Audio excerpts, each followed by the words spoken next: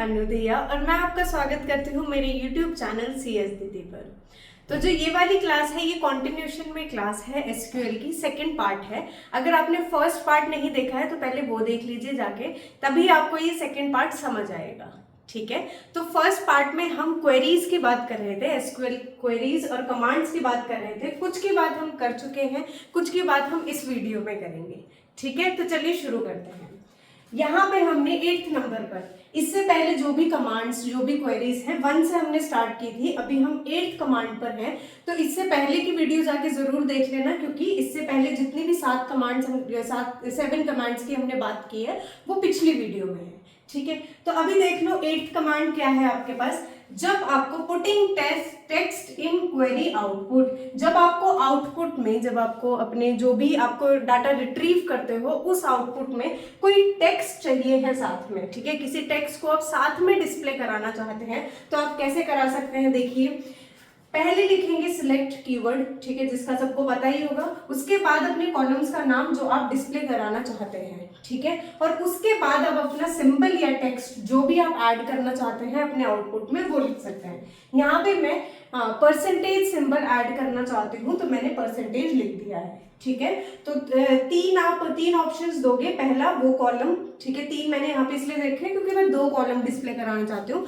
जितने भी कॉलम आप डिस्प्ले कराना चाहते हो पहले उनका नाम लिखोगे और उसके बाद अपना वो सिंबल या वो टेक्स्ट दोगे जो आप अपने आउटपुट में ऐड करना चाहते हो। ठीक है, और हमने कौन सी टेबल से लिए हैं ये दोनों कॉलम्स, ये हमने स्टूडेंट टेबल से लिए हैं। ये है हमारी स्टूडेंट टेबल। ठीक है, इस टेबल से हमें रिट्रीव करना है, डिस्प्ले कराना है। तो इसका आउटपुट कैसे आएगा, एक टेबल डिस्प्ले होगी। ठीक है, आउटपुट में क्या आएगी, एक टेबल आएगी जिसमें आपके पास 3 कॉलम्स होंगे। पहला कॉलम होगा आपका नेम वाला, दूसरा कॉलम होगा आपका मार्क्स वाला, और तीसरे कॉलम में आपका जो सिंबल है जो आप चाह रहे हो कि आउटपुट में आए, तीसरे कॉलम में क्या रहेगा, वो सिंबल रहेगा। ठीक है, एग्जाम्पल देख लेते हैं। यहां से देखो मेरे फर्स्ट डाटा क्या आएगा, फर्स्ट रो क्या होगी, अमन। ठीक है, और उसके मार्क्स क्या है, 80 मार्क्स है। और बाद में तीसरा एट्रीब्यूट होगा रो में, वो क्या होगा, परसेंटेज सिंबल, क्योंकि मैंने यहाँ पे क्या ऐड कर दिया है, परसेंटेज सिंबल ऐड कर दिया है। ऐसे ही आगे देख लो, अगर अंकित है नेक्स्ट आपका, तो अंकित के मार्क्स कितने हैं, 70, और यहाँ पे क्या आएगा, परसेंटेज आ जाएगा।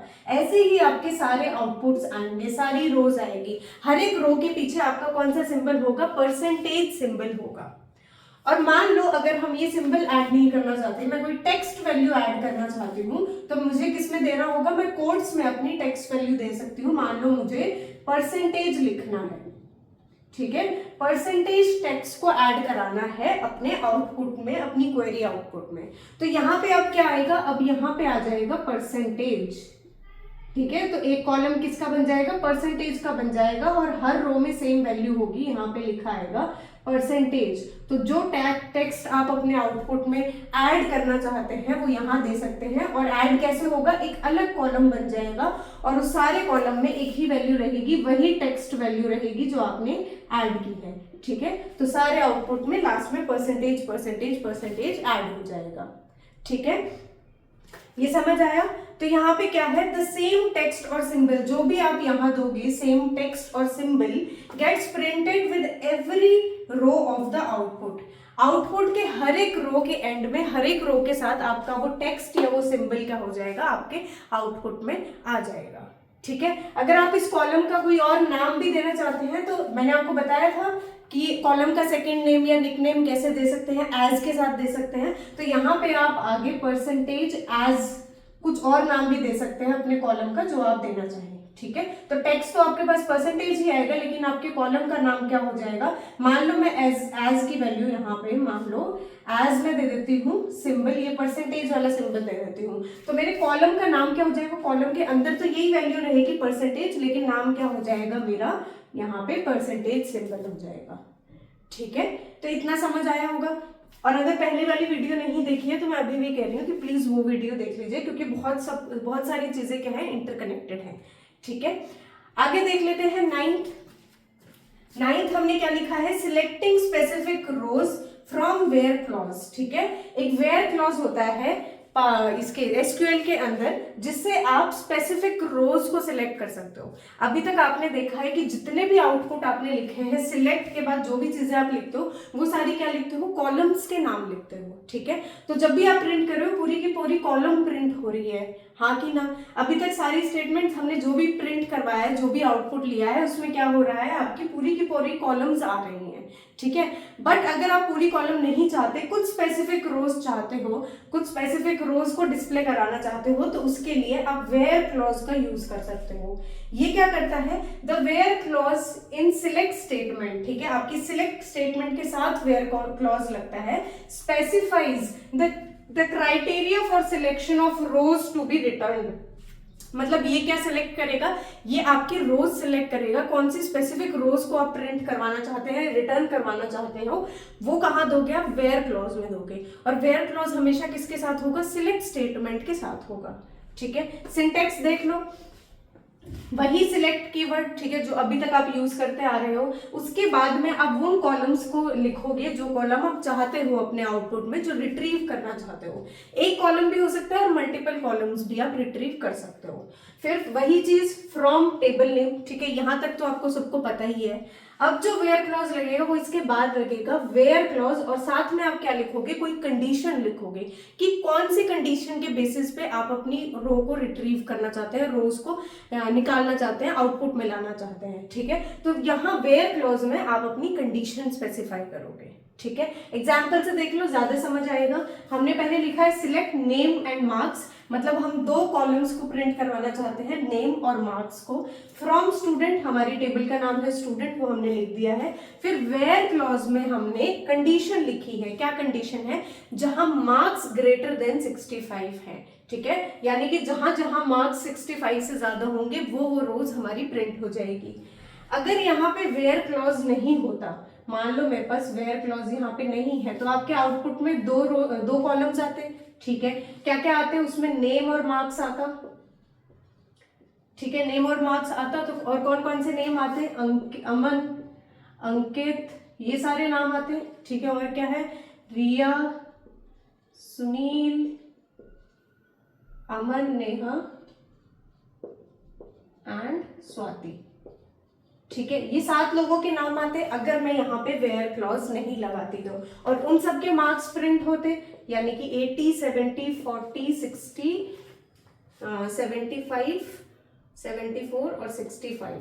अगर यहाँ पे वेयर क्लॉज नहीं होता और सिर्फ इतनी स्टेटमेंट होती, select name marks from student, तो हमारे पास ये आउटपुट आता, ठीक है। अभी हमने क्या किया, कंडीशन लगा दी, where marks is greater than 65। तो ये जो रोज मेरे पास आई है, ठीक है, रोज मेरे पास रिट्रीव हुई है, इन पे ये कंडीशन लगेगी। तो मार्क्स कहाँ कहाँ है, 65 से ग्रेटर, यहाँ है, इधर नहीं है, इधर नहीं है, इधर है और इधर भी नहीं है। तो जहां पे भी नहीं है, ठीक है, आपके मार्क्स जहां पे भी ग्रेटर देन 65 नहीं है, वो रोज क्या हो जाएगी, वो आपके आउटपुट से हट जाएगी, ठीक है। तो ये 3 रोज आपके आउटपुट से हट जाएगी और आपका फाइनल आउटपुट क्या बनेगा, जो वेयर कंडीशन को सेटिस्फाई कर रही है, जो रोज वेयर कंडीशन को सेटिस्फाई कर रही है, वो हमारे पास आउटपुट में आ जाएंगी। 4 रोज थी जो वेयर कंडीशन को सेटिस्फाई कर रही थी, ठीक है। तो अब मुझे लगता है अच्छे से समझ आया होगा। अब यहाँ पे मैंने लिखा है कि वेयर कंडीशन में, वेयर के बाद वेयर क्लॉज में आपको कंडीशन लिखनी होती है, ठीक है। कंडीशन लिखते हो तो आप रिलेशनल ऑपरेटर्स भी यूज करते हो। कौन कौन से रिलेशनल ऑपरेटर्स आप यूज कर सकते हो, इक्वल टू साइन यूज कर सकते हो, greater than, less than, greater than equal to, less than equal to और नॉट इक्वल टू। यहाँ पे ध्यान देना कि नॉट इक्वल टू का सिंबल क्या है, 2 एंगल्स, ठीक है, 2 एंगल्स आप लिखोगे तो वो क्या होता है, वो नॉट इक्वल टू हो जाता है, ठीक है। ये ध्यान रखना क्योंकि हम पाइथन पढ़ते हैं तो उसमें नॉट इक्वल टू अलग होता है, तो एक ये थोड़ा सा ध्यान रखना कि ये होता है हमारे पास नॉट इक्वल टू, ये साइन क्या है, नॉट इक्वल टू, ठीक है। Codes are necessary around all char date and time data, जो भी आप कैरेक्टर डेटा लिखेंगे, ठीक है। कंडीशन में अभी आपने 65 लिखा है, हो सकता है आपको स्ट्रिंग टाइप की यहाँ पे कंडीशन देना चाहे, ठीक है, हो सकता है। तो जब भी आपको कोई डेट देनी है, कोई कैरेक्टर देना है, तो आपको कैसे देना है, वो कोड्स के अंदर देना है, ठीक है। कोड्स जो होंगे कंपलसरी होंगे कैर और डेट एंड टाइम वाले डाटा में, ठीक है। अब एक और एग्जांपल से देख लो, यहाँ पे मैंने क्या किया है, सिलेक्ट स्टार फ्रॉम स्टूडेंट। ये क्वेरी तो आपको पता ही है, ये क्या करती है, आपके जो भी टेबल में जितना भी आउटपुट है, जितनी भी रोज और कॉलम्स हैं, वो स्टार में आपकी डिस्प्ले हो जाती है, रिट्रीव हो जाती है। ठीक है, उस पर हमने वेयर क्लॉज लगा दिया है। वेयर क्लॉज क्या करेगा, कुछ स्पेसिफिक रोज को ही डिस्प्ले कराएगा। वेयर क्लॉज में क्या है, जहां पे club not equal to paint है, ठीक है, ये आपका साइन किसका था, नॉट इक्वल टू का, और यहाँ पे क्योंकि हमने कैरेक्टर वैल्यू दी है तो हमने किस में दी है, कोट्स में दी है। तो ऐसी ऐसी रोज प्रिंट हो जाएंगी जहां क्लब की वैल्यू पेंट नहीं है, तो ये 2 रोज आपकी प्रिंट नहीं होंगी, बाकी 1 2 3 4 5 रोज आपकी आउटपुट में आ जाएंगी। ठीक है, तो आई होप वेयर क्लॉज आपको अच्छे से समझ आया होगा। तो चलिए आगे बढ़ते हैं। जो हमने वेयर क्लॉज की बात की है उसमें आप वैरायटी ऑफ चीजें कर सकते हैं। ठीक है, वेयर क्लॉज में जो आप कंडीशन दे रहे हैं, वैरायटी ऑफ कंडीशंस आप लोग दे सकते हैं। पहली वैरायटी क्या है, आप 2 कंडीशन दे सकते हैं, और 2 कंडीशंस को जोड़ते कैसे हैं, लॉजिकल ऑपरेटर्स की मदद से जोड़ते हैं, यानी कि और एंड की मदद से जोड़ते हैं। और एक और लॉजिकल ऑपरेटर होता है जो कि नॉट। तो आप वेयर क्लॉज की कंडीशन में लॉजिकल ऑपरेटर्स का भी यूज कर सकते हैं। जब आपको 200 या 2 से ज्यादा कंडीशन देनी हो तब यह आप और या and operator, logical operator use कर सकते हैं। नॉट ऑपरेटर का भी यूज कर सकते हैं।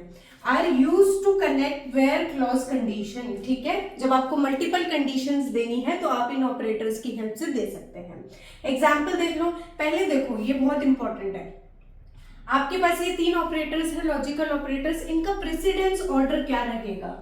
ठीक है, क्योंकि वेयर क्लॉज है या कहीं पे भी मल्टीपल कंडीशन है या मल्टीपल लॉजिकल ऑपरेटर्स यूज किए जा रहे हैं, तो उसमें क्या प्रेसिडेंस होगी, सबसे पहले नॉट एग्जीक्यूट होगा। ठीक है, किसी भी एक्सप्रेशन में सबसे पहले क्या एग्जीक्यूट होगा, नॉट, और उसके बाद क्या होगा, एंड, और फिर होगा और। जैसे मैंने ऑपरेटर प्रेसिडेंस में पहले बताया था पाइथन में, मैं कैसे याद करती हूँ, NaO से याद करती हूँ। ठीक है, तो NaO याद कर लो अगर याद हो पा रहा है तो उसका मतलब है सबसे पहले नॉट, फिर एंड, फिर और, आपका प्रेसिडेंस ऑर्डर ये रहेगा। ठीक है, कभी भी कोई एक्सप्रेशन है तो उसमें ये लॉजिकल ऑपरेटर्स का प्रेसिडेंस ऑर्डर रहेगा। एग्जाम्पल देख लो, यहाँ पे मैंने सिलेक्ट स्टेटमेंट यूज की है, सिलेक्ट स्टार फ्रॉम स्टूडेंट। इसका क्या मतलब है, जितनी भी वैल्यूज हैं आपके टेबल में, जितनी भी रोज हैं वो आपकी रिट्रीव हो जाएंगी। लेकिन फिर मैंने क्या लगा दिया, वेयर क्लॉज लगा दिया, और वेयर क्लॉज में क्या बोला, जहां पे भी मार्क्स ग्रेटर देन 65 हैं, एंड क्या होता है, मतलब आपकी दोनों कंडीशन ट्रू होनी चाहिए। ठीक है, and club is equal to paint. ठीक है, ये आपकी सेकंड कंडीशन है, दोनों कंडीशन क्या होनी चाहिए, ट्रू होना चाहिए, तब आपकी वेयर की कंडीशन, वेयर क्लॉज की कंडीशन ट्रू होगी। तो मतलब ऐसे ऐसे रोज प्रिंट करने हैं, कौन से रोज प्रिंट करने हैं, जहां पे मार्क्स ग्रेटर देन 65 हो और क्लब क्या हो आपके पास, पेंट हो। पहले देखो, मार्क्स ग्रेटर देन 65 कहाँ कहाँ है, यहाँ है, यहाँ है, ठीक है, यहाँ है, यहाँ है, बस 4 जगह है। और आपका क्लब पेंट कहाँ कहाँ पे है, ये इन दोनों जगह पे आपका क्लब जो है पेंट है। ठीक है, और ये दोनों कंडीशन ट्रू होनी चाहिए, तो ऐसी एक भी रो नहीं है जहां पे ये दोनों कंडीशन ट्रू है। तो आपका यहाँ पे क्या रिटर्न होगा, कुछ भी रिटर्न नहीं होगा, nothing will be return, no rows, null value आपकी रिटर्न हो जाएगी। ठीक है, तो क्या मतलब था कि यहाँ पे जो वेयर क्लॉज में आपकी कंडीशन दी हुई है, वो दोनों की दोनों कंडीशन किसी भी रो में सेटिस्फाइड नहीं हो रही, तो कोई भी रो आपकी रिट्रीव नहीं होगी। ठीक है, अब कंडीशन में आप और क्या कर सकते हो, आप रेंज दे सकते हो, वेयर की कंडीशन में रेंज भी दे सकते हो। ठीक है, रेंज का मतलब क्या है कि जो आपकी वैल्यू है वो एक रेंज के इन बिटवीन होनी चाहिए, एक लोअर वैल्यू है, एक अपर वैल्यू है, उनके बीच में होनी चाहिए। ठीक है, और उसके लिए आप क्या यूज करते हैं, between and not between keyword को यूज करते हैं। बिटवीन कीवर्ड क्या करेगा, the between operator defines a range of values must fall into two make the condition true.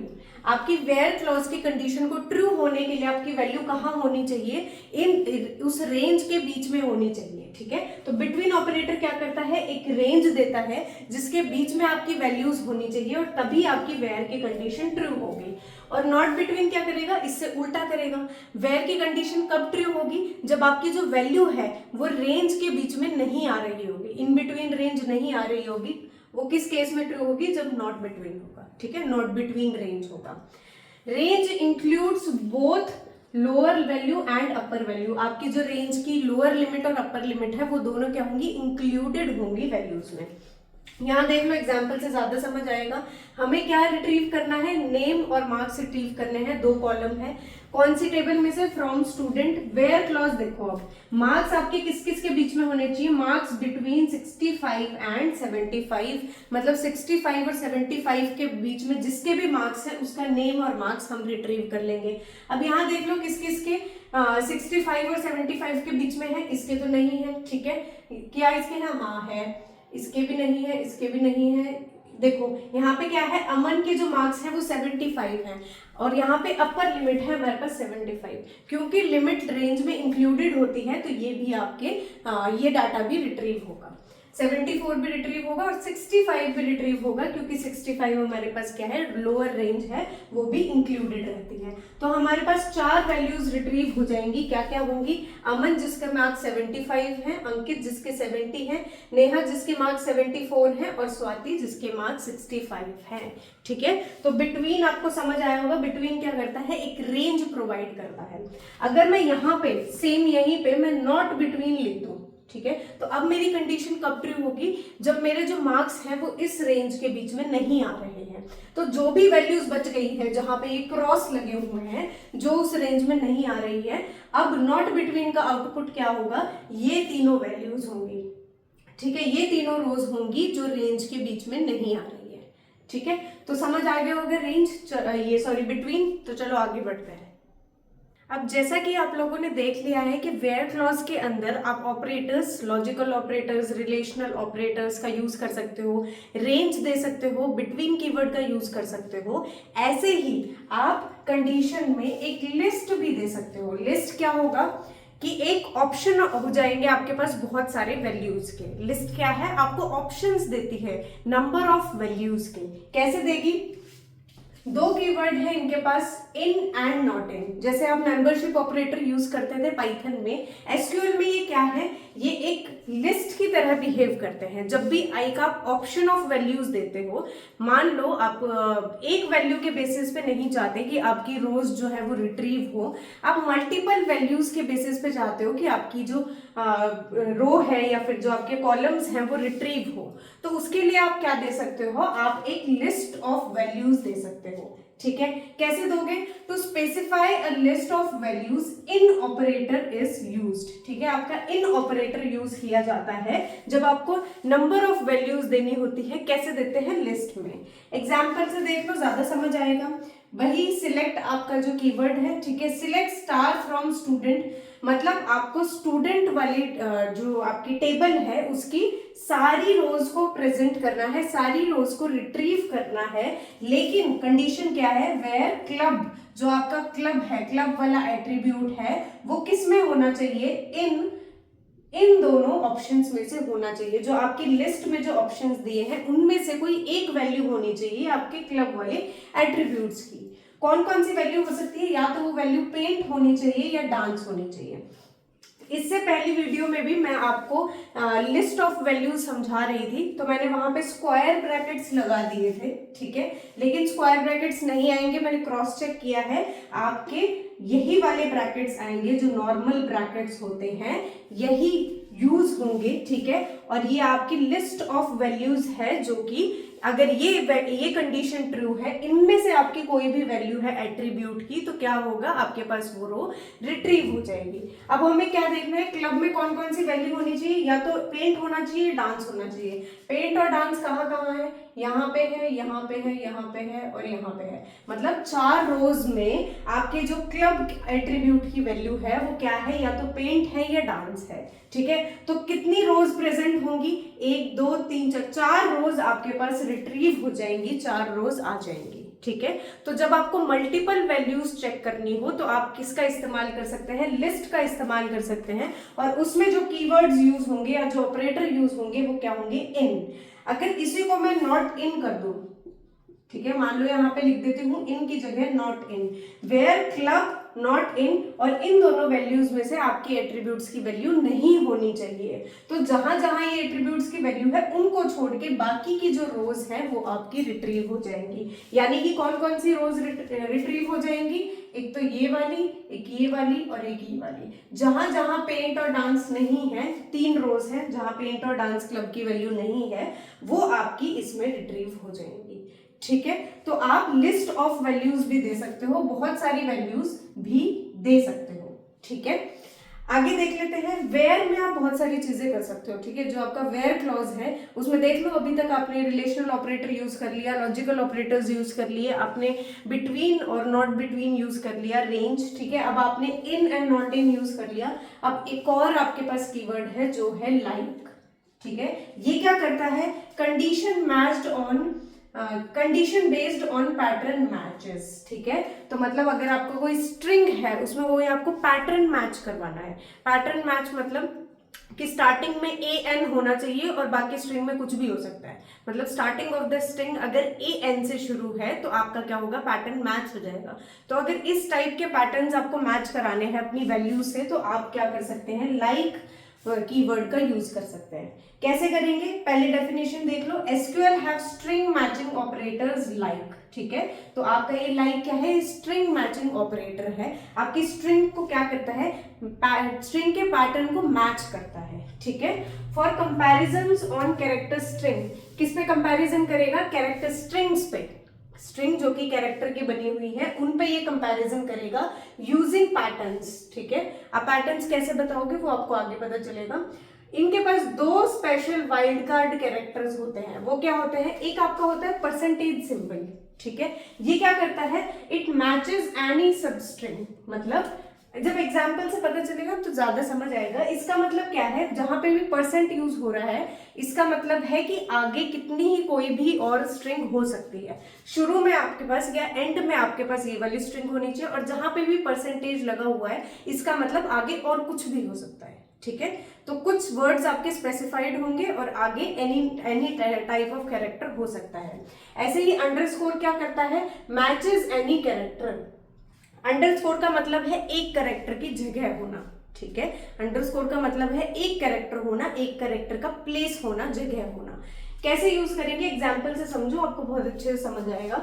पहले ये और देख लो कि पैटर्न्स जो आपके केस सेंसिटिव होते हैं। तो अगर आप ये पैटर्न दे रहे हैं और ये पैटर्न दे रहे हैं तो दोनों ये क्या है, डिफरेंट है। एक कैपिटल ए है और स्मॉल एन है, यहाँ पे स्मॉल ए है और स्मॉल एन है, तो ये पैटर्न्स क्या होंगे, डिफरेंट होंगे, ये सेम नहीं होंगे। ठीक है, केस सेंसिटिव होते हैं। अब देखो एग्जाम्पल से समझो।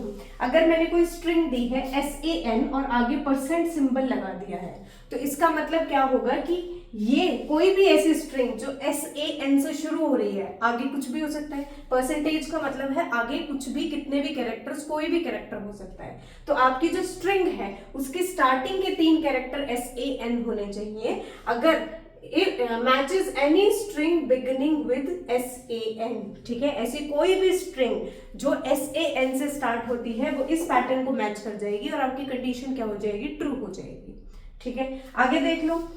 नेक्स्ट क्या कंडीशन है, शुरू में 3 अंडरस्कोर है, मतलब शुरू में कोई भी 3 कैरेक्टर हो सकते हैं और आगे क्या है, परसेंटेज है।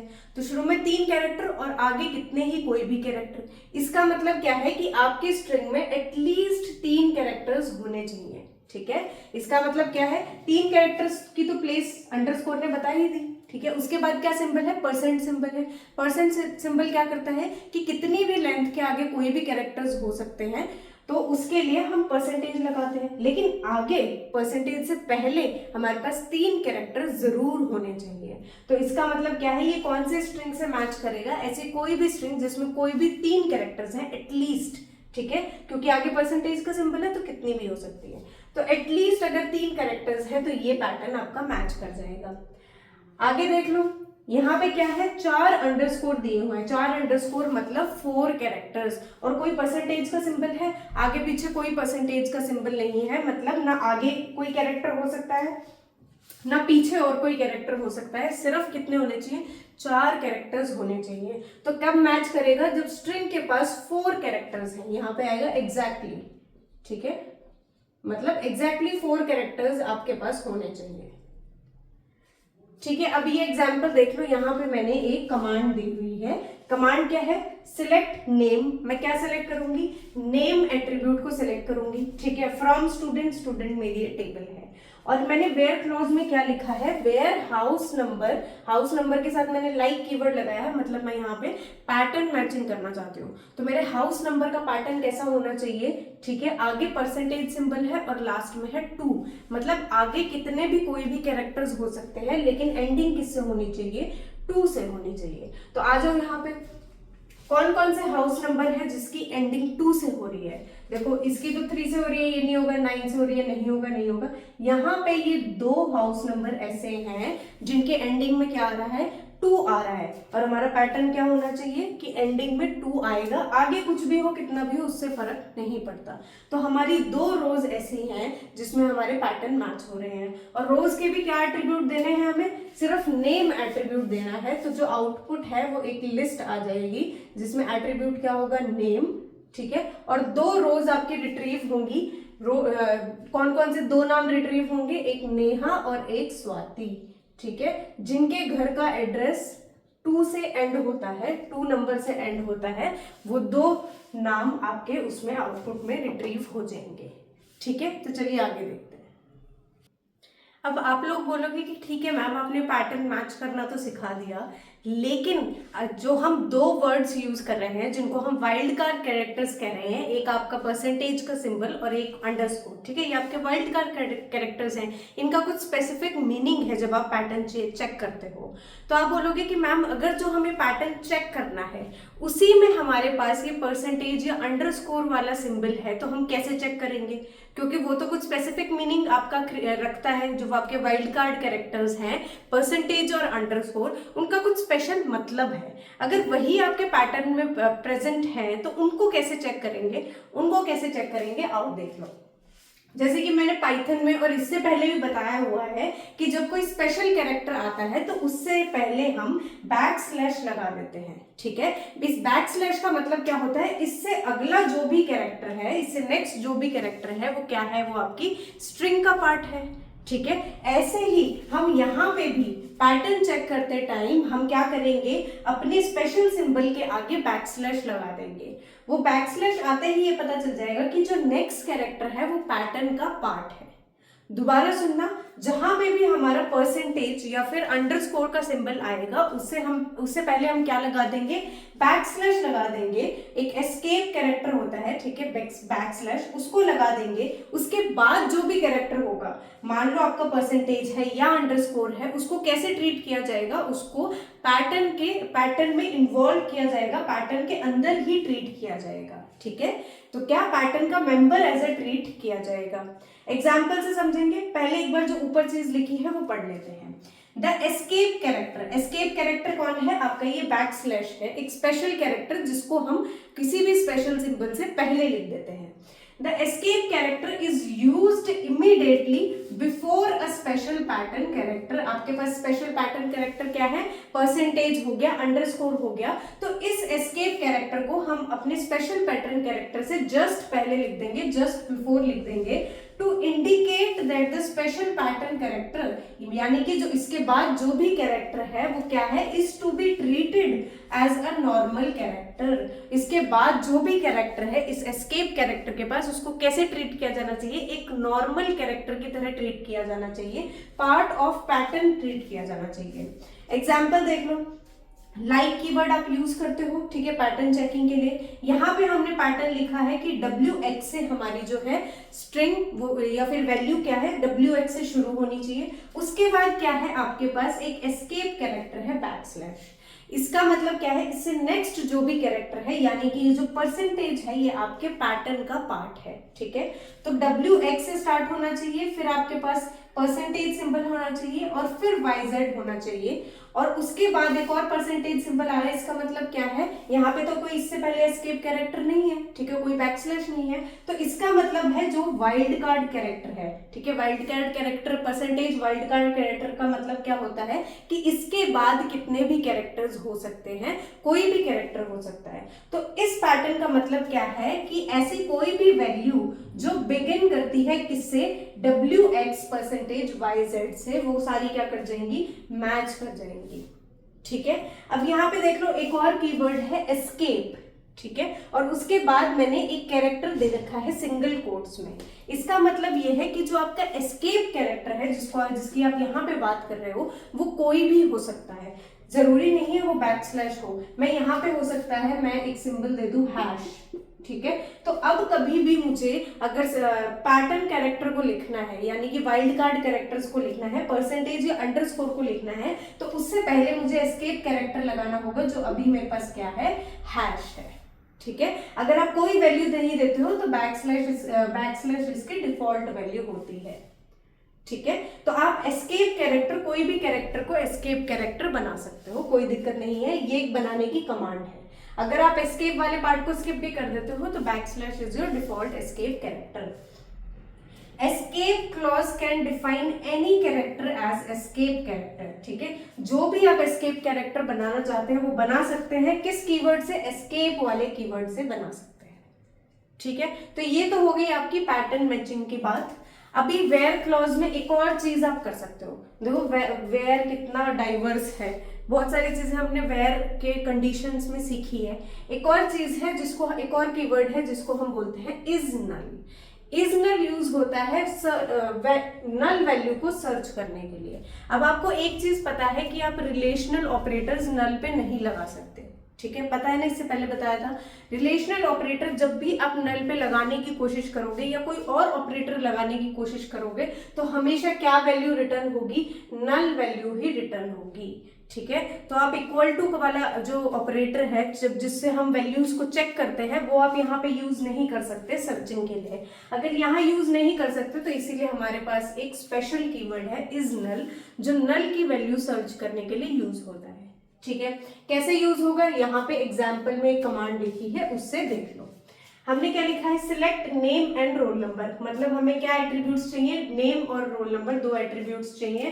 फ्रॉम स्टूडेंट वेयर वाली कंडीशन में क्या है, जहां जहां आपका हाउस नंबर इज नल, मतलब जहां जहां आपका हाउस नंबर नल है उस रो में मुझे नेम और रोल नंबर चाहिए। तो कहाँ मेरा हाउस नंबर नल है, मेरा हाउस नंबर नल है इन दोनों रोज में, ठीक है। तो मेरे पास क्या रिटर्न हो जाएंगे, इन दोनों रोज के नेम और रोल नंबर रिटर्न हो जाएंगे। रिया नेम है, रिया और अमन, और 1003 एंड 1005 आपके पास इस कमांड की रिटर्न वैल्यू या रिट्रीवल वैल्यू हो जाएगी, ठीक है। तो ये सारी चीजें आप वेयर क्लॉज में कर सकते हो, रेंज दे सकते हो, ऑपरेटर्स यूज कर सकते हो, लाइक, इन, ये सारे कीवर्ड्स, इज नम, ये सारे कीवर्ड्स आप वेयर क्लॉज में लिख सकते हो जहां पे आपको कंडीशन देनी है, ठीक है।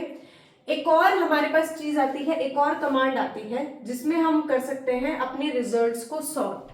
जब भी हमें जो रिजल्ट चाहिए, जो रोज चाहिए रिट्रीवल में, वो कैसे चाहिए, सॉर्टेड चाहिए, तो हम ऑर्डर बाय क्लॉज का यूज कर सकते हैं, ठीक है। जैसे आपके पास वेयर क्लॉज होता था वैसे ही सॉर्टिंग करने के लिए आपके पास कौन सा क्लॉज है, ऑर्डर बाय क्लॉज है। ये क्या करता है, allow sorting of query by one और मोर कॉलम्स, किसी भी एक या एक से ज्यादा कॉलम के बेसिस पे क्या करेगा, रोज को सॉर्ट कर देगा, ठीक है। तो कोई भी कॉलम ले लो, उसके बेसिस पे आप अपनी जो रिट्रीवल रोज है, जो आपको रोज आउटपुट में मिल रही हैं, उनको आप सॉर्ट कर सकते हो।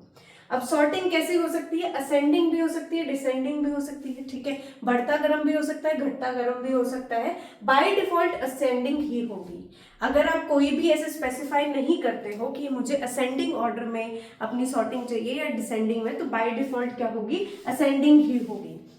लेकिन अगर आप डिसेंडिंग ऑर्डर में करना चाहते हैं तो आपको एक और कीवर्ड यूज करना होगा जो है DESC, ठीक है। और अगर असेंडिंग ऑर्डर में आप स्पेसिफाई करना चाहते हैं कि भाई आप जो सॉर्टिंग चाहते हैं वो असेंडिंग ऑर्डर में ही चाहते हैं, तो आप कीवर्ड यूज कर सकते हैं ASC, ठीक है। तो असेंडिंग के लिए ASC कीवर्ड होता है और डिसेंडिंग के लिए DESC आपका कीवर्ड होता है, ठीक है। Data in table is not sorted, only results appearing on screen are sorted. इसका मतलब क्या है, अगर आप ऑर्डर बाय क्लॉज लगा भी रहे हैं तो इसका मतलब ये नहीं है कि आपके जो टेबल में डाटा है वो सॉर्ट हो गया है, ठीक है। टेबल का डाटा वैसा का वैसा ही रहता है, उसमें कोई सॉर्टिंग नहीं होती, उसमें कोई चेंजेस नहीं होते। जो आपकी स्क्रीन पे आउटपुट आ रहा है, जो आपकी स्क्रीन पे रिट्रीवल वैल्यूज आ रही हैं, रोज आ रही हैं, वो कैसी अपीयर होंगी, वो सॉर्टेड अपीयर होंगी, ठीक है। तो मतलब पूरी टेबल में सॉर्टिंग नहीं हुई है, आपके जो आउटपुट वाले डाटा है उन्हीं पे सॉर्टिंग हुई है, ठीक है। एग्जाम्पल से समझ लो, ज्यादा समझ आएगा। हमने क्या किया है, select roll number name marks. हम 3 एट्रीब्यूट शो करना चाहते हैं, क्या क्या, roll number name marks from student, मेरी स्टूडेंट टेबल में से। वेयर वाली कंडीशन में क्या है, जहां पे मार्क्स ग्रेटर देन 65 है। तो पहले तो ये देख लो कि मार्क्स ग्रेटर देन 65 कहाँ कहाँ है, ठीक है। यहाँ पे ग्रेटर है, यहाँ पे ग्रेटर है, यहाँ पे ग्रेटर है, यहाँ पे ग्रेटर है। तो 4 आपकी टपल्स में मार्क्स ग्रेटर देन 65 है।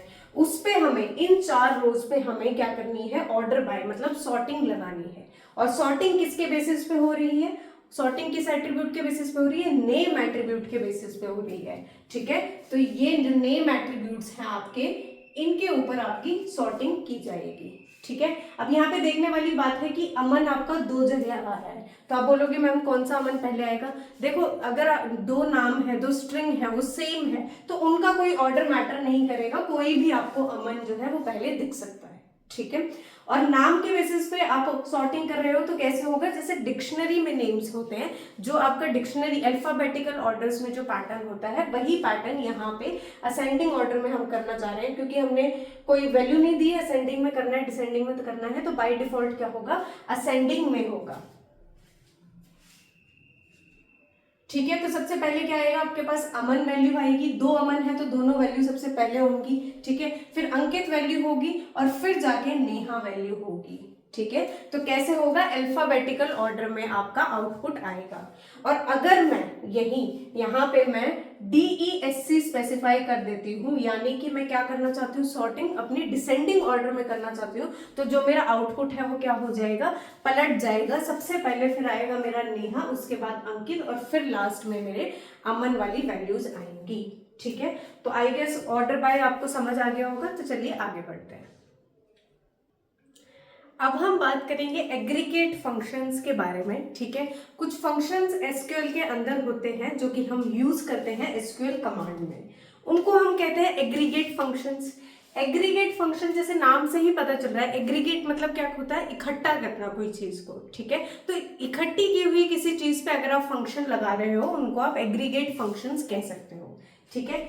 आपके पास एग्रीगेट फंक्शंस होते हैं, एक कुछ नॉर्मल फंक्शंस भी होते हैं, उनको हम बाद में करेंगे, जो कि सिंगल रोज पे काम करते हैं, ठीक है। एग्रीगेट फंक्शन का मतलब होता है जो एक ग्रुप ऑफ रोज पे काम करते हैं, मल्टीपल रोज पे काम करते हैं, उनको हम क्या कहते हैं, एग्रीगेट फंक्शंस कहते हैं। कुछ नॉर्मल फंक्शंस भी होते हैं और वो आपके सिलेबस में भी है, जो सिंगल रो पे काम करते हैं, ठीक है। सिंगल रो पे आपको फंक्शंस अप्लाई करते हैं, वो हम बाद में करेंगे, क्योंकि मुझे एग्रीगेट फंक्शन में अपना यही टेबल का एग्जाम्पल चाहिए था, यही टेबल एज एग्जाम्पल चाहिए थी, तो मैं पहले आपको एग्रीगेट फंक्शन करा रही हूँ, उसके बाद वाले फंक्शंस कराऊंगी जो सिंगल रो पे काम करते हैं, ठीक है। तो एग्रीगेट फंक्शंस क्या होते हैं, उनको हम ग्रुप फंक्शंस भी कहते हैं, ठीक है। ग्रुप फंक्शन मतलब किसी ग्रुप ऑफ रोज पे काम करने वाले फंक्शन, या फिर एग्रीगेट फंक्शन भी कहते हैं। They work upon groups of रोज, ठीक है। किस पे काम करते हैं, या ग्रुप ऑफ रोज पे काम करते हैं, मतलब बहुत सारी रोज पे काम करते हैं, रैदर देन ऑन सिंगल रोज, ठीक है। कुछ फंक्शंस ऐसे भी होते हैं जो सिंगल रोज पे काम करते हैं, उनको हम बाद में देखेंगे। अभी जो ये ग्रुप फंक्शन है या एग्रीगेट फंक्शन है, ये किस पे काम करते हैं, मल्टीपल रोज या ग्रुप ऑफ रोज पे काम करते हैं, इसीलिए इन्हें कभी कभार मल्टीपल रो फंक्शंस भी कहा जाता है। तो अगर एग्जाम में एग्रीगेट फंक्शन के बजाय आपको मल्टीपल रो फंक्शन या ग्रुप फंक्शन नाम आ जाए तो कंफ्यूज नहीं होना है, ठीक है। सबसे पहला जो आपका एग्रीगेट फंक्शन है वो है एवीजे फंक्शन, जिसको हम एवरेज फंक्शन कहते हैं, ठीक है। क्या नाम है इस फंक्शन का, एवीजी फंक्शन, एवीजे नहीं एवीजी फंक्शन, और इसको हम क्या कहते हैं, एवरेज फंक्शन। और ये क्या करता है, आपको एवरेज रिटर्न करता है, इट कंप्यूट्स एवरेज, ठीक है। अब एवरेज का सिंटेक्स क्या होता है, एवीजी फंक्शन का सिंटेक्स क्या होता है, आप एवीजी फंक्शन को कॉल करोगे, ठीक है। उसके अंदर पैरामीटर्स में आप कुछ n वैल्यूज दोगे जिसका आपको एवरेज निकालना है। ठीक है, ये आपके n जो है वो वैल्यूज है, पैरामीटर है, जिस n वैल्यूज की आपको एवरेज निकालनी है। उससे पहले आप डिस्टिंक्ट या ऑल का भी यूज कर सकते हैं। डिस्टिंक्ट किस लिए यूज होता था कि डुप्लीकेट वैल्यूज हट जाती थी। ठीक है, तो अगर डुप्लीकेट वैल्यूज अगर आपको अपनी एवरेज में यूज नहीं करनी है, आप उसको अपनी एवरेज में नहीं लेना चाहते, तो आप डिस्टिंक्ट लिख सकते हैं, और अगर लेना चाहते हो तो ऑल लिख सकते हैं। बाय डिफॉल्ट ऑल ही होता है। ठीक है, अगर आप ऑल नहीं भी लिखते हैं तो बाय डिफॉल्ट भी सारे ही वैल्यूज काउंट की जाती है एवरेज निकालते टाइम। लेकिन अगर आप डिस्टिंक्ट कीवर्ड का यूज कर देते हैं तो डुप्लीकेट वैल्यूज आपकी एवरेज काउंट करते टाइम काउंट नहीं होंगी, हट जाएंगी। ठीक है, it returns average value of parameters n, जो यहाँ पे आपने ये पैरामीटर n दिया है, इसकी एवरेज वैल्यू वो आपको निकाल के दे देते हैं। एवरेज का तो सबको पता होगा ना, जितनी भी वैल्यूज है उनका सम करो, divide by total number of values, I guess सबको पता ही होगा। अब इसमें जो आपके आर्ग्यूमेंट है, ये जो n वैल्यू है, ये हमेशा क्या होनी चाहिए, न्यूमेरिक होनी चाहिए, और जो रिटर्न वैल्यू, ये फंक्शन जो रिटर्न कर रहा है वो भी हमेशा क्या होगी, न्यूमेरिक वैल्यू ही होगी।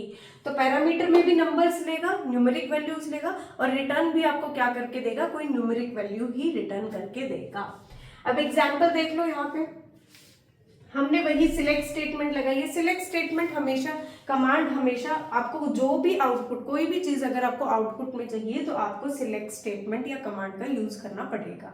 ठीक है, अभी हम क्या निकालना चाहते हैं, हम एवीजे फंक्शन यूज करके, ठीक है, एवीजी फंक्शन यूज करके क्या निकालना चाहते हैं, एवरेज निकालना चाहते हैं। किसकी एवरेज निकालनी है, हमें पैरामीटर में बताना पड़ेगा। हम निकालना चाहते हैं अपनी मार्क्स की वैल्यू। तो ये जो मेरा मार्क्स वाली फील्ड है, मार्क्स वाली एट्रीब्यूट है, कॉलम है, इसका मैं एवरेज निकालना चाहती हूँ। ठीक है, और जो आउटपुट मेरा डिस्प्ले में होगा, डिस्प्ले कैसे होता है, आउटपुट कैसे आता है, हमेशा टेबल की फॉर्म में आता है। तो उस टेबल में उस कॉलम का नाम क्या होना चाहिए, एवरेज होना चाहिए। तो मैंने नाम भी साथ में दे दिया है, फ्रॉम स्टूडेंट टेबल। ठीक है, तो हमारे पास जो एवरेज आउटपुट में आएगा वो कैसे आएगा, यहाँ पे लिखा होगा एवरेज, जो नाम हमने देने के लिए कहा है वो नाम यहाँ पे लिखा होगा, और अंदर कोई एवरेज आएगी, मान लो कुछ XYZ, मैंने निकाली नहीं है, आप लोग निकाल के देख लेना। तो जो भी इन मार्क्स की एवरेज आएगी, एवरेज कैसे निकालनी है, मार्क्स को टोटल करना है, डिवाइड बाय 7, क्योंकि हमारे पास 7 नंबर ऑफ स्टूडेंट्स है, 7 स्टूडेंट्स के मार्क्स हैं, तो डिवाइड बाय 7 करोगे, जो भी आपकी एवरेज आएगी वो आपकी टेबल की फॉर्म में आउटपुट में आ जाएगी, और उस टेबल के कॉलम का नाम क्या होगा, एवरेज नाम होगा, जो आपने यहाँ दिया है। ठीक है, अगर आप कोई नाम नहीं देते, यहाँ पे कोई एवरेज नाम नहीं देते, तो यहाँ पे क्या आ जाता है, AVG मार्क्स। ठीक है, जो आपकी कमांड, जो आप चाह रहे हो, जो आपने यहाँ पे सिलेक्ट स्टेटमेंट के बाद लिखा है, वही आपका कॉलम में आ जाएगा। ठीक है, इतना समझ आ गया। अब अपना नेक्स्ट एग्रीगेट फंक्शन देख लो, जो कि है काउंट। काउंट क्या करता है, आपके आउटपुट में जितनी नंबर ऑफ रोज आ रही हैं उन्हें काउंट करके, गिनती करके उनकी आपको रिटर्न कर देता है। ठीक है, दोबारा सुनो क्या बोला मैंने। काउंट फंक्शन क्या करता है, जो भी आपके आउटपुट में, जो भी आपके कमांड से जो रोज रिटर्न हो रही हैं उनको काउंट करता है, उनकी गिनती करके आपको रिटर्न कर देता है। तो अगर गिनती करता है तो रिटर्न वैल्यू हमेशा क्या होगी, न्यूमेरिक होगी। ठीक है, नंबर्स में ही तो काउंट करोगे, या फिर ये भी कह सकते हो कि इंटीजर वैल्यू हो। ठीक है, काउंट फंक्शन क्या करता है, the function counts the number of rose in a given column और एक्सप्रेशन। आपने जो भी एक्सप्रेशन काउंट फंक्शन में दी है, या जो भी एट्रीब्यूट दिया है, उनकी रोज को काउंट करके आपको दे देता है। सिंटेक्स क्या है, काउंट फंक्शन को कॉल करना है, अंदर आपके आर्ग्यूमेंट्स के अंदर आपका क्या आएगा, या तो स्टार आ सकता है। स्टार क्या करेगा, कोई कंडीशन नहीं लगाएगा, सारी रोज को काउंट करेगा। अभी बताऊंगी मैं स्टार क्या करेगा। उसके बाद आप डिस्टिंक्ट या ऑल भी दे सकते हैं। ठीक है, अगर आपको डुप्लीकेट रोज को काउंट नहीं करना है तो आप डिस्टिंक्ट दे सकते हैं, वरना बाय डिफॉल्ट क्या रहेगा, ऑल ही रहेगा। और आप किसी एक्सप्रेशन के बेसिस पे भी अपनी रोज को काउंट कर सकते हैं। ठीक है, अब यहाँ पे स्टार क्या कर रहा था, star returns all rows including duplicates and नल।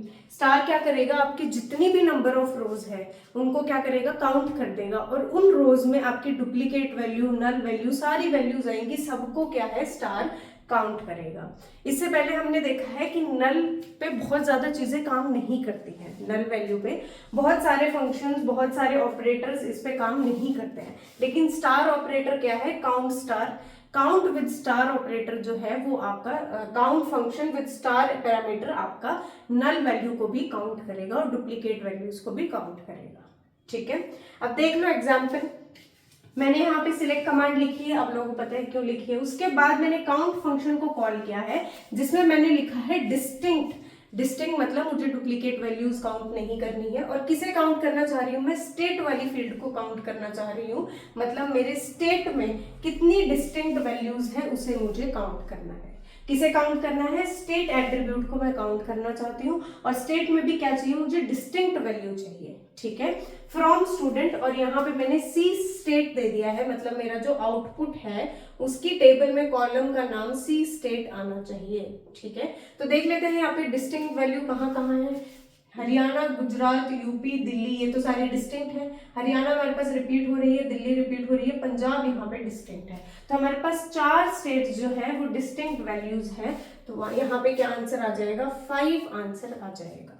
हमें क्या करना था? सिर्फ रोज को काउंट करना था। तो कितनी रोज आई हमारे पास? 5 रोज आई हैं, तो हम 5 वैल्यू रिटर्न कर दी है। ठीक है, अगला एग्जाम्पल देख लो।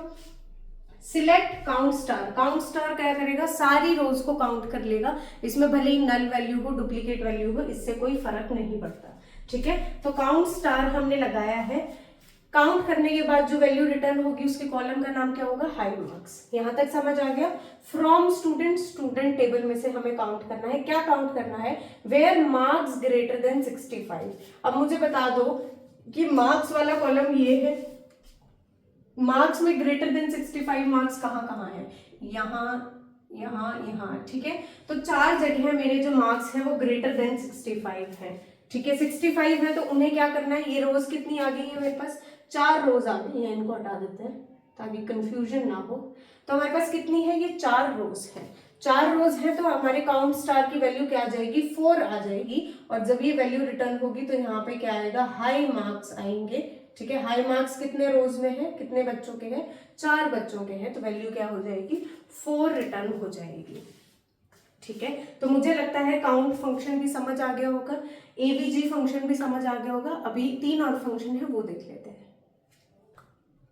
अब आपके पास एक और एग्रीगेट फंक्शन होता है जो कि होता है मैक्स फंक्शन। जैसे नाम से ही पता चल रहा है ये क्या रिटर्न करेगा? आपको मैक्सिमम वैल्यू रिटर्न करेगा। आपकी जो एक्सप्रेशन है या फिर जो भी आपने आर्ग्यूमेंट्स में वैल्यू दे रखी है या फिर कोई कॉलम दे रखा है उसमें से क्या रिटर्न कर देगा? आपको मैक्सिमम वैल्यू रिटर्न कर देगा। ठीक है, सिंटेक्स क्या होता है? मैक्स फंक्शन को कॉल करेंगे, अंदर आप डिस्टिंक्ट या ऑल, अगर आपको डुप्लीकेट वैल्यूज को कंसिडर नहीं करना है तो डिस्टिंक्ट लिख दो, और सबको कंसिडर करना है तो ऑल लिख दो। अगर ऑल नहीं भी लिखते हो तो बाय डिफॉल्ट क्या रहेगा? ऑल रहेगा। और आर्ग्यूमेंट्स में आपकी एक्सप्रेशन आ जाएगी। जो इसकी आर्ग्यूमेंट टाइप है वो भी क्या होगी? न्यूमेरिक होगी। नंबर्स में से ही आप मैक्सिमम फाइंड आउट करोगे। ठीक है, और आपकी रिटर्न वैल्यू भी क्या होगी? न्यूमेरिक होगी, एक नंबर की फॉर्म में होगी। ठीक है, अब एग्जाम्पल देख लो। यहाँ पे सिलेक्ट स्टेटमेंट यूज की गई है, फिर मैक्सिमम मैक्स फंक्शन को कॉल किया, अंदर मैंने क्या दिया? मार्क्स। मेरे जो ये वाले एट्रीब्यूट है, ये वाला जो कॉलम है, मैंने उसको यहाँ आर्ग्यूमेंट में दे दिया। ठीक है, और फिर जो मेरी रिटर्न वैल्यू आएगी, जो आउटपुट आएगा, वो मुझे किस कॉलम में चाहिए? हाईएस्ट मार्क्स नाम के कॉलम में चाहिए। फ्रॉम स्टूडेंट, ये मेरी स्टूडेंट टेबल है, तो मेरा आउटपुट क्या आएगा? ठीक है, एक टेबल आपके पास आउटपुट में आएगी जिसका नाम होगा हाईएस्ट मार्क्स, मतलब कॉलम का नाम होगा हाईएस्ट मार्क्स, और उसके अंदर वैल्यू क्या होगी? इसमें से हाईएस्ट मार्क्स कौन से हैं? ठीक है, इस कॉलम में से हाईएस्ट वैल्यू क्या है? 80 आपकी हाईएस्ट वैल्यू है, तो क्या रिटर्न हो जाएगा? 80 रिटर्न हो जाएगा। ठीक है, तो ये होता है मैक्स फंक्शन का काम। अब देख लो मिन फंक्शन। मिन फंक्शन क्या करेगा? सबसे मिनिमम वैल्यू को रिटर्न कर देगा। ठीक है, जो भी आपने कॉलम दिया है आर्ग्यूमेंट में या एक्सप्रेशन दी है उसमें से मिनिमम वैल्यू को रिटर्न कर देगा। वही सेम मैक्स की तरह मिन फंक्शन को कॉल करो, या तो डिस्टिंक्ट दे सकते हो या ऑल दे सकते हो, या फिर दोनों को स्किप कर सकते हो। बाय डिफॉल्ट क्या होगा? ऑल होगा। अंदर आप कोई भी एक्सप्रेशन या कॉलम आर्ग्यूमेंट में दे सकते हो। आर्ग्यूमेंट टाइप क्या होगी? हमेशा न्यूमेरिक होगी, नंबर्स में ही मिनिमम फाइंड आउट करोगे, और रिटर्न टाइप आपका क्या होगा, वो भी नंबर ही होगा, नंबर फॉर्म में ही होगा।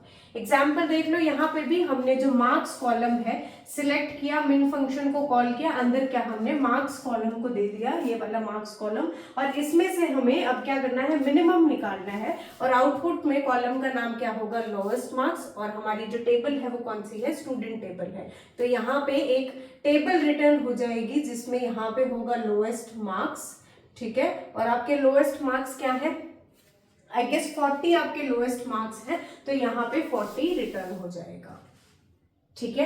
ऐसे ही एक और फंक्शन होता है जिसको हम कहते हैं सम फंक्शन। ये क्या करता है, नाम से ही पता चल रहा है, ये क्या करता है, जो भी कॉलम आपने दिया है, जो भी एक्सप्रेशन दिया है, उसकी सारी वैल्यूज को सम कर देता है, ठीक है। इसमें भी ऐसे ही होगा, आप सम फंक्शन कॉल करोगे, अंदर आप डिस्टिंक्ट या ऑल कुछ भी दे सकते हो, और यहाँ पे आपके n वैल्यूज रहेंगी, n यहाँ पे पैरामीटर रहेगा, n मतलब n नंबर ऑफ वैल्यूज यहाँ पे रहेगी। आर्ग्यूमेंट टाइप क्या होगा, इसमें भी क्योंकि एडिशन करना है तो नंबर्स का ही एडिशन कर सकते हो, तो आर्ग्यूमेंट आपका न्यूमेरिक होगा, रिटर्न वैल्यू भी आपकी क्या होगी, न्यूमेरिक होगी।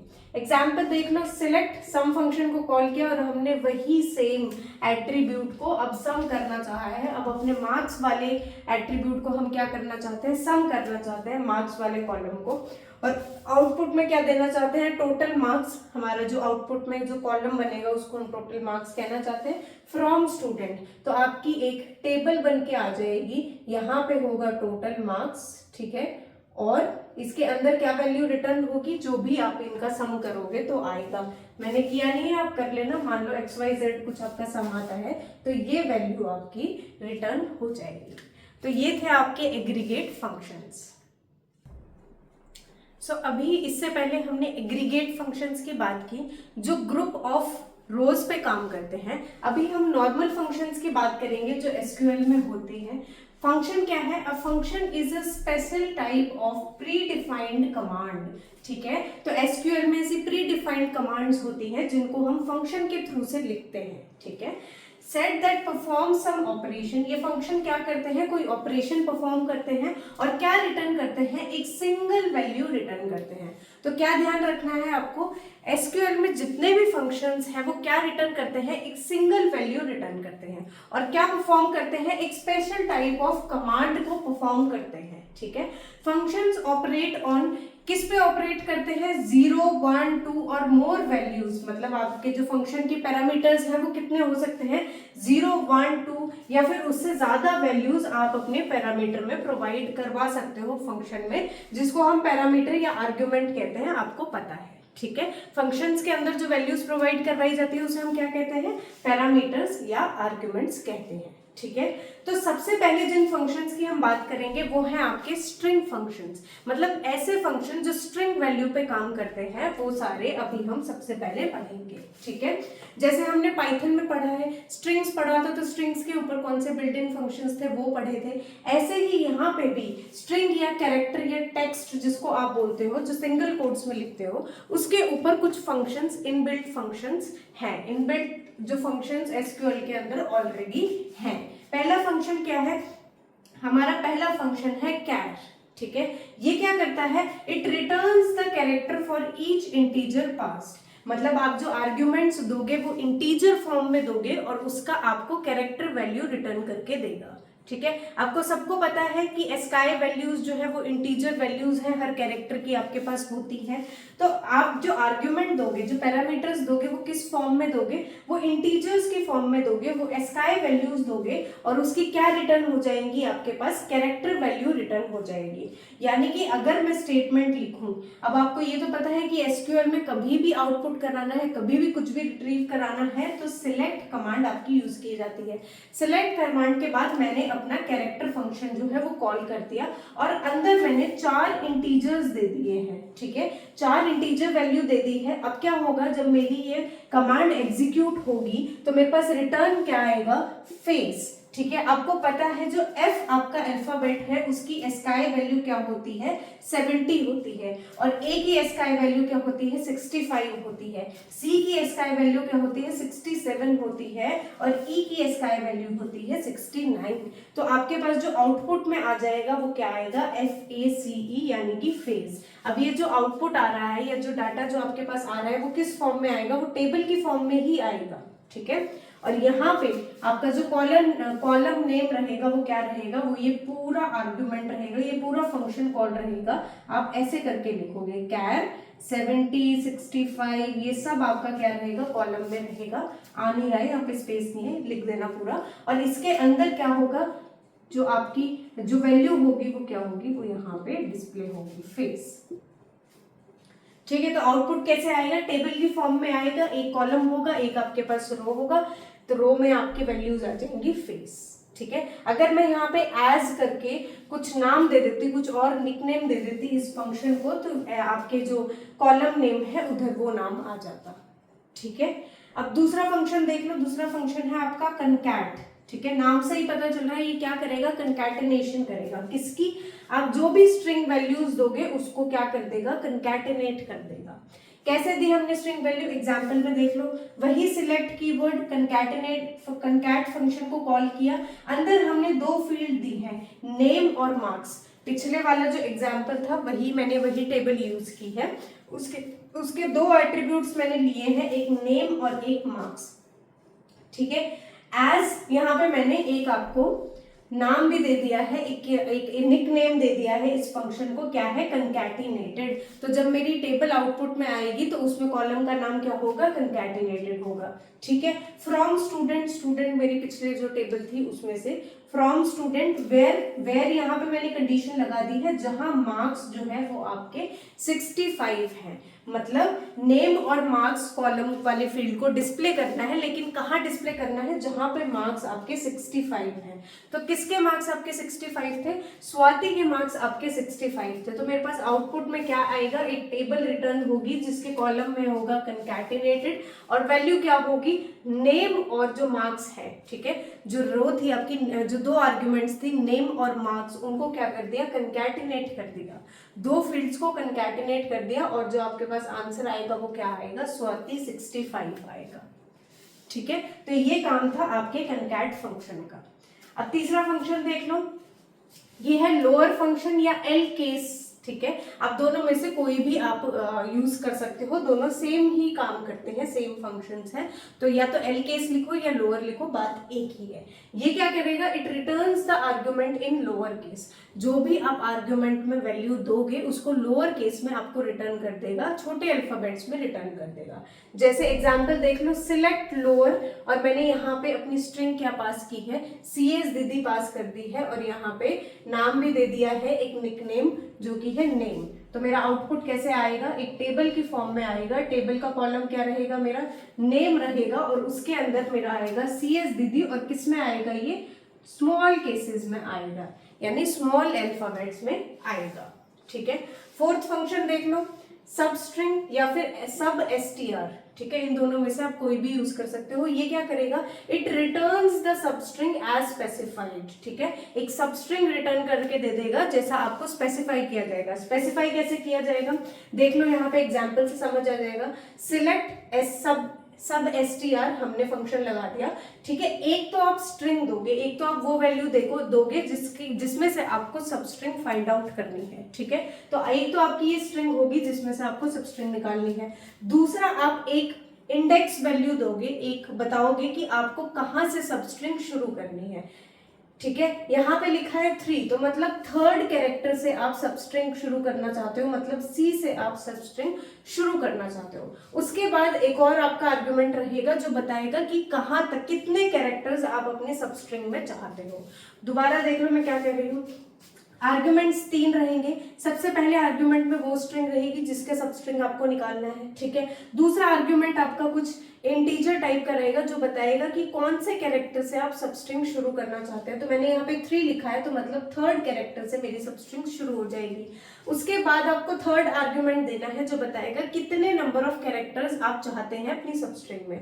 मतलब मैं 4 कैरेक्टर्स चाहती हूँ अपने सबस्ट्रिंग में, तो 4 कहाँ से शुरू होंगे, देख लो यहाँ पे ये वैल्यू क्या रिटर्न होगी, ठीक है। इस कमांड की क्या वैल्यू रिटर्न होगी, क्या टेबल रिटर्न होगी। पहले तो हमने नाम दे दिया है SUBS, ठीक है।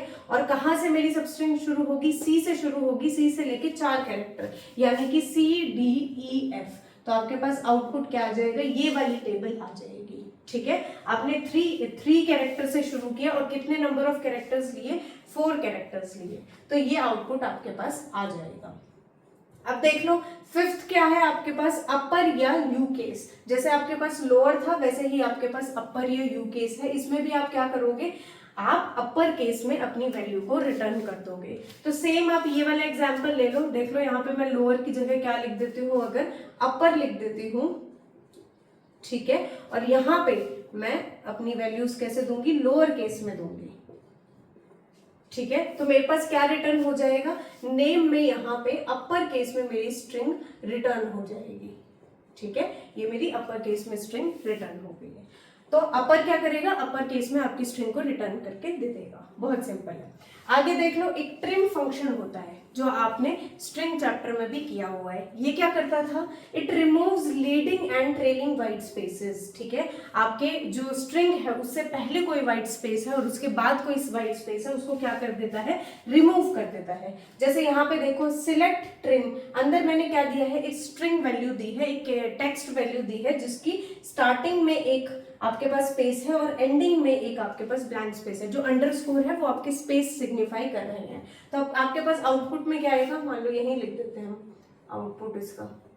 तो आउटपुट क्या आएगा, यहाँ पे मैंने कोई नाम इस चीज को दिया नहीं है, तो यहाँ पे आपके पास कॉलम नेम क्या रहेगा, ट्रिम ही रहेगा, जिसमें मैं CS दीदी वैल्यू दे रही हूँ, ठीक है। और ट्रिम होगी क्या आ जाएगी आपके पास, CS, पहला स्पेस आपका ट्रिम हो जाएगा और लास्ट वाला स्पेस आपका ट्रिम हो जाएगा। बीच का जो स्पेस है वो वहां का वहीं रहेगा, तो बीच का स्पेस का कुछ नहीं बिगड़ेगा, सिर्फ जो आपके लीडिंग स्पेस है या जो ट्रेलिंग स्पेस है वो रिमूव हो जाएंगे, ठीक है। अब ट्रिम के साथ एक ट्रिम फंक्शन भी होता है, ठीक है, जो आपका राइट हैंड साइड से जितने भी स्पेसेस हैं उनको रिमूव कर देता है। और एक ट्रिम भी होता है जो लेफ्ट हैंड साइड से आपके सारे जो वाइट स्पेसेस हैं उनको रिमूव कर देता है। वो दोनों आपने स्ट्रिंग वाले चैप्टर में पढ़े हुए हैं, तो मैंने यहाँ पे बताया नहीं है, लेकिन पता होना चाहिए आपको। एक ट्रिम फंक्शन भी होता है, ठीक है, और एक ट्रिम फंक्शन भी होता है। ट्रिम क्या करता है, राइट हैंड साइड से आपके सारे व्हाइट स्पेसेस को रिमूव कर देता है, और L क्या करता है, लेफ्ट हैंड साइड से सारे व्हाइट स्पेसेस को रिमूव कर देता है, ठीक है। एक सेवेंथ और लास्ट फंक्शन है स्ट्रिंग्स के ऊपर, जो कि है लेंथ।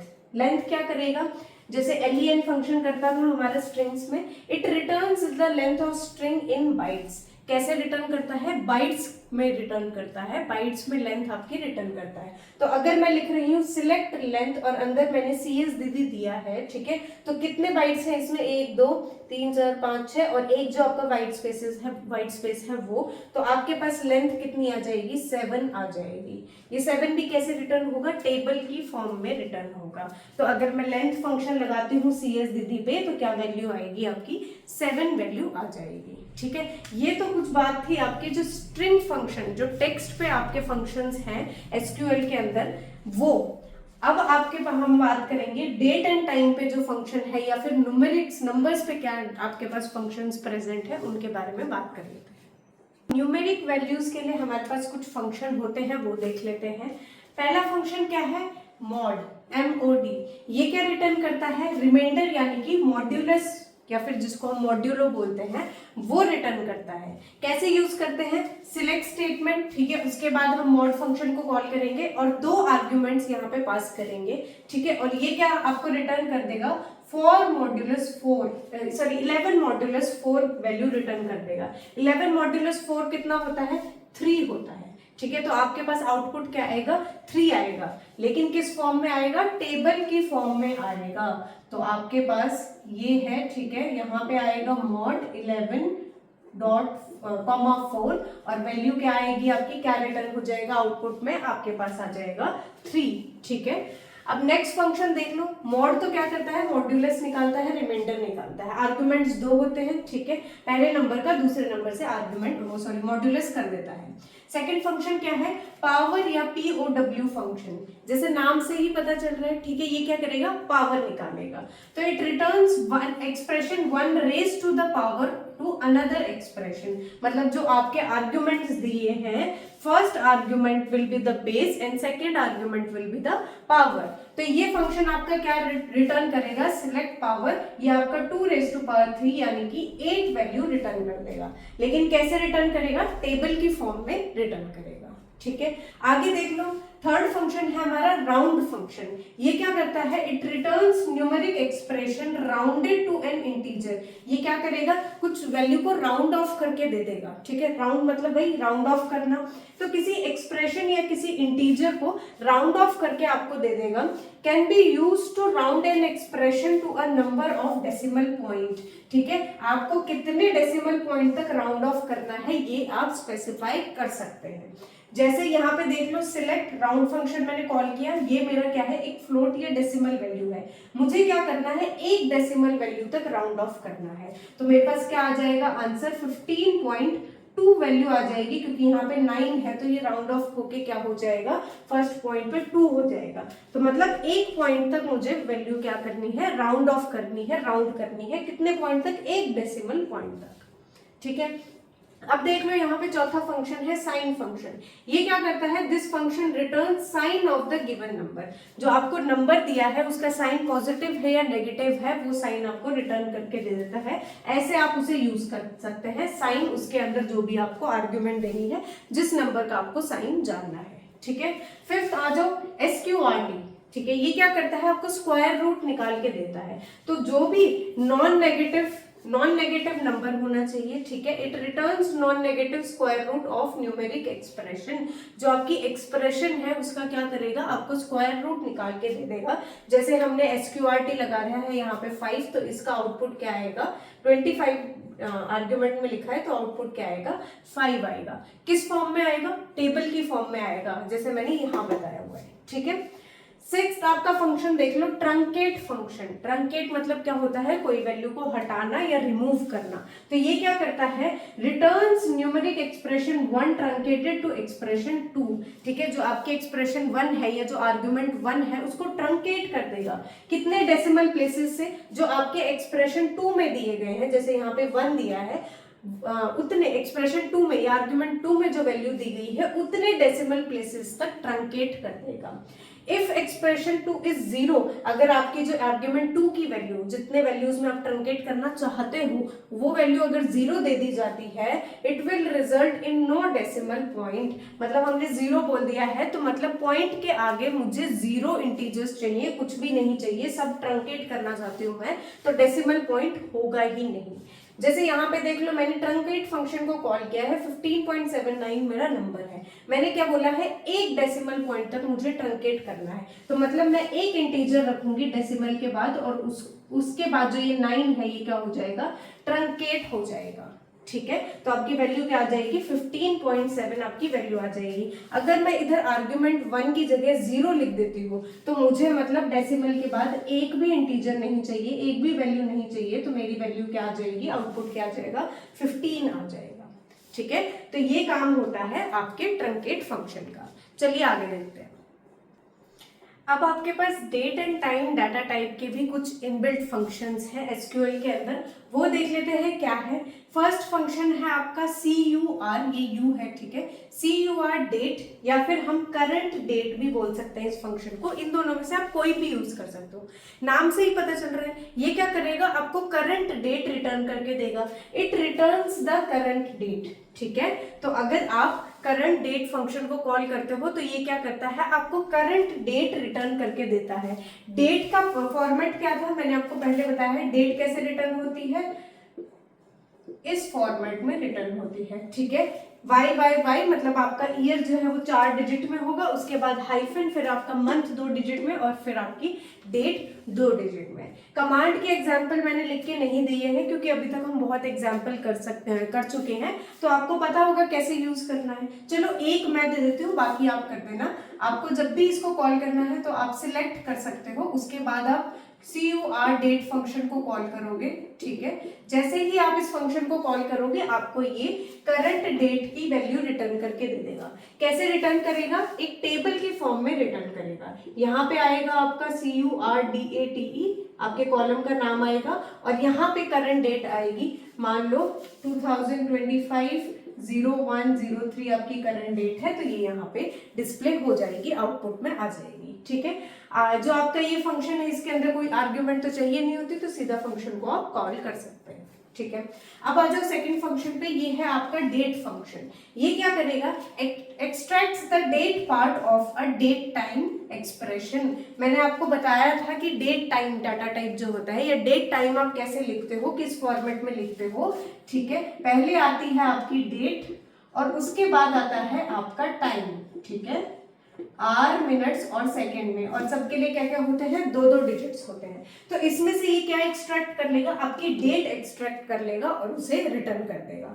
तो आपको पैरामीटर में क्या देना है? आपको एक डेट टाइम एक्सप्रेशन देनी है, ठीक है। जब आप ये फंक्शन कॉल करोगे ऐसे लिखोगे डेट, ठीक है, और ब्रैकेट्स में आप क्या लिखोगे? एक एक्सप्रेशन लिखोगे। कैसी एक्सप्रेशन होगी? वो डेट टाइम एक्सप्रेशन होगी, ठीक है। और उस एक्सप्रेशन में से आपका जो ये डेट है वो एक्सट्रैक्ट हो जाएगी, वो रिटर्न हो जाएगी, ठीक है। अब थर्ड फंक्शन देख लो, ये क्या करेगा? मंथ को एक्सट्रैक्ट करेगा। It returns the month from the date past. अब इसमें आपको आर्ग्यूमेंट में क्या देनी है? डेट देनी है। डेट की क्या फॉर्मेट होती है? ये रही, ठीक है। Y Y Y Y MM और DD, ये आपकी क्या होती है? डेट की फॉर्मेट होती है। तो आप मंथ वाले फंक्शन में क्या आर्ग्यूमेंट दोगे? एक डेट आर्ग्यूमेंट दोगे, और उस डेट में से क्या रिटर्न कर देगा? आपको मंथ रिटर्न कर देगा, ठीक है। ऐसे ही एक और ईयर फंक्शन होता है, ये क्या करता है? आपको एक ईयर रिटर्न कर देता है। तो इधर भी आपको आर्ग्यूमेंट में क्या देना है? एक डेट देनी है, डेट फॉर्मेट में कुछ एक्सप्रेशन देना है, और उसका वो क्या रिटर्न कर देगा? आपको ईयर रिटर्न कर देगा, ठीक है। अब एक और फंक्शन होता है नाउ। ये क्या करता है? It returns the time eight which the function executes, ठीक है। जिस टाइम पे ये फंक्शन एग्जीक्यूट हो रहा है उसका क्या कर देगा? उसका टाइम आपको रिटर्न कर देगा। क्या रिटर्न करेगा? टाइम रिटर्न करेगा। कौन सा टाइम? जिस टाइम पे ये नाउ जो आपका फंक्शन है ये एग्जीक्यूट हो रहा है, ठीक है। अब एक और सिक्स्थ फंक्शन होता है सिस डेट, ठीक है। ये किसके लिए होता है? सिस्टम की डेट जानने के लिए होता है। तो it will return the current date and time. System में क्या होता है? सिस्टम में ऑटोमेटिकली आपको पता है कि आपका करंट डेट या टाइम होता है, ठीक है। तो सिस्टम डेट आप जब भी करोगे, SYS डेट फंक्शन कॉल करोगे, तो आपका current time and date return हो जाएगा, ठीक है। अब ये दो फंक्शन जो लास्ट में आपने पढ़े हैं, जो कि नाउ और सिस डेट है, SYS डेट, ठीक है, इनके बीच में आपको डिफरेंस पता होना चाहिए, ठीक है। डिफरेंस पता होना चाहिए। यहाँ पे देख लो, एग्जाम्पल से ज्यादा समझ आएगा। एक एग्जाम्पल दिया हुआ है और फिर डिफरेंस भी लिखा हुआ है, ठीक है। एग्जाम्पल कैसे देना है?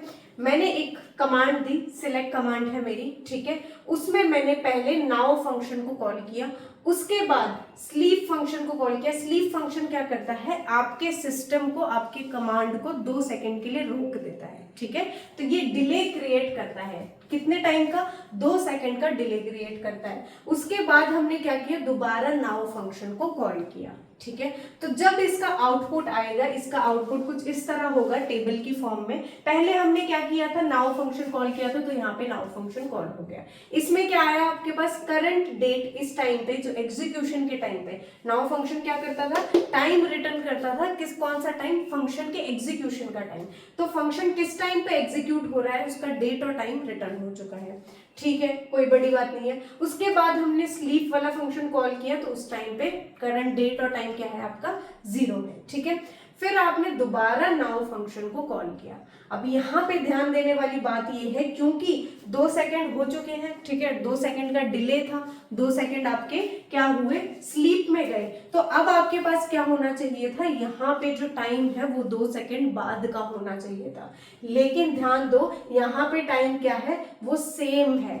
जो टाइम आपका पहले नाउ में आया था, ठीक है, पहले नाउ कमांड में फंक्शन में आया था, वही टाइम एंड डेट आपका यहाँ पे भी आया है, ठीक है, 2 सेकंड बाद भी आया है, ठीक है। इसका रीजन मैं बाद में बताऊंगी, पहले यहाँ देख लो। वहीं अगर आप, ठीक है, सिस डेट को कॉल करते हो और उसके बाद स्लीप फंक्शन को कॉल करते हो और दोबारा सिस डेट को कॉल करते हो, तो यहाँ पे क्या होगा, यहाँ पे देखो पहले सिस डेट किया तो करंट आपका डेट और टाइम आ जाएगा, ठीक है, ये करंट डेट टाइम है। उसके बाद 2 सेकंड का स्लीप होगा, 2 सेकंड का आपका डिले होगा, और उसके बाद अगर मैं सिस डेट फंक्शन को कॉल करती हूँ तो मेरा जो सेकंड है, ठीक है, मेरा जो टाइम है वो 2 सेकंड से बढ़ गया है। मतलब यहाँ पे जो डिले हुआ है 2 सेकंड का, वो मेरे सेकंड कॉल में आ रहा है, ठीक है, सेकंड कॉल में रिप्रेजेंट हो रहा है, ठीक है। ऐसा क्यों है, यहाँ पढ़ लो। जो आपका नाउ फंक्शन है, now function return the same result even after creating delays, ठीक है, डिले के बाद भी नाउ फंक्शन आपका सेम वैल्यू रिटर्न कर रहा है। क्यों?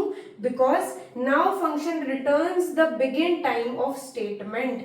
मतलब नाउ फंक्शन क्या रिटर्न करता है, जिस स्टेटमेंट में, ठीक है, ये आपकी एक स्टेटमेंट है, ये स्टेटमेंट एग्जीक्यूशन होना शुरू हुआ किसी टाइम पे, उस एग्जीक्यूशन के टाइम पे, जो स्टेटमेंट जब एग्जीक्यूशन हो रहा है उस स्टेटमेंट के टाइम को रिटर्न करेगा। आप कितनी ही बार नाउ को कॉल कर लो, ठीक है, नाउ फंक्शन को कितनी ही बार कॉल कर लो, लेकिन हमेशा वो क्या रिटर्न करेगा, जिस टाइम पे उसकी वो स्टेटमेंट जो है वो एग्जीक्यूट होना शुरू होगी, ठीक है। तो जो आपकी पूरी कमांड है, फर्क नहीं पड़ता आपने नाउ कितनी बार कॉल किया है, उस कमांड की स्टार्टिंग में, ठीक है, उस कमांड की स्टार्टिंग किस टाइम पे हुई थी वही आपको रिटर्न करेगा, ठीक है। तो एक कमांड में भले ही आपने मल्टीपल नाउ लिख रखे हैं, लेकिन हर नाउ फंक्शन में क्या रिटर्न होगा, आपकी जो कमांड की एग्जीक्यूशन की स्टार्टिंग टाइम है वो रिटर्न होगा।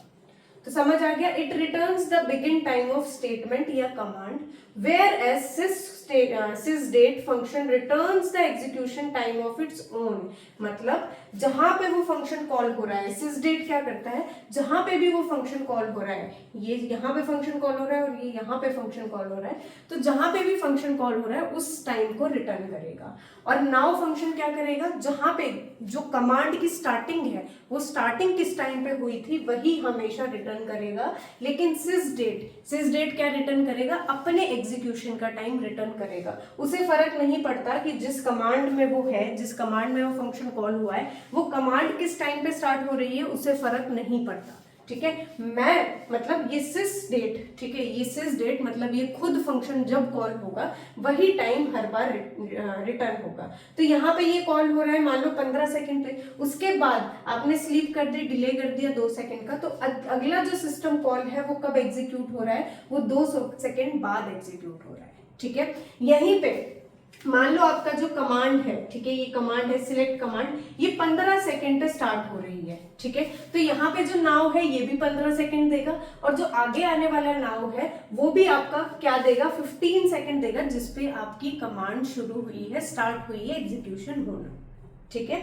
तो ये डिफरेंस था आपका नाउ और सिस डेट के बीच में, ठीक है, 2 फंक्शन थे, इनके बीच में ये डिफरेंस था। तो आज की क्लास हम यहाँ पे खत्म करते हैं। आज की क्लास में बस इतना ही। अभी आपका ग्रुप बाय स्टेटमेंट्स बचे हुए, ग्रुप बाय कमांड बची हुई है, और 1-2 चीजें और हैं, प्राइमरी कंस्ट्रेन हो गया, यूनिक कंस्ट्रेन हो गया, वो आपके सिलेबस में लिखा नहीं है, लेकिन हम थोड़ा बहुत करेंगे जरूर, क्योंकि ये बेसिक चीज है, अगर एग्जाम में पूछ ली तो पता होना चाहिए, ठीक है। तो आपका एक लेक्चर और होगा एसक्यूएल पे, और उस लेक्चर के बाद वो मोस्ट प्रोबेबली आपको कल मिल जाएगा। और उस लेक्चर के बाद आपका ये जो डाटाबेस मैनेजमेंट, जो डाटाबेस का टॉपिक है वो कंप्लीट हो जाएगा, ठीक है। बट आज की क्लास में इतना ही। अब मिलते हैं आपसे नेक्स्ट क्लास में। अगर वीडियो पसंद आई हो तो लाइक जरूर कर देना, कमेंट जरूर कर देना, और चैनल को सब्सक्राइब तो जरूर कर लेना, ताकि आगे आने वाली वीडियोस की नोटिफिकेशन आपको मिल जाए। आज के लिए इतना ही। Thank you so much.